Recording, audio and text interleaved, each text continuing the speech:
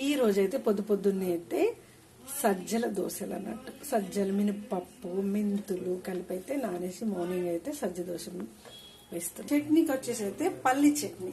సజ్జలకు పల్లి చట్నీ చాలా బాగుంటుంది. పచ్చిమిర్చి అయితే వేపేసి పక్కకు పెట్టేసి ఇప్పుడు పచ్చిమిర్చి పల్లీలు కలిపి పట్టిద్దాం.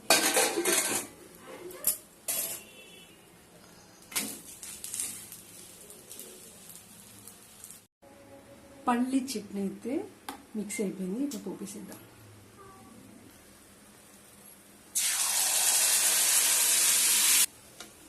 పల్లి చట్నీ అయితే అయిపోయింది. దోశలు కూడా అయిపోయాయి.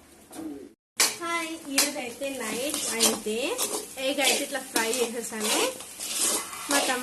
మా తమ్ముడికి అయినా మా ఫాదర్కి అయితే చాలా ఇష్టం. ఇలా నాకైతే చాలా ఇష్టం. బాయిల్డ్ ఎగ్ కన్నా అంటే బాయిల్డ్ ఎగ్ చాలా మంచిది. దాని తర్వాత అంటే ఇది నాకైతే చాలా ఇష్టం. మీకు ఎంతమందికి ఇష్టమో కామెంట్ చేయండి.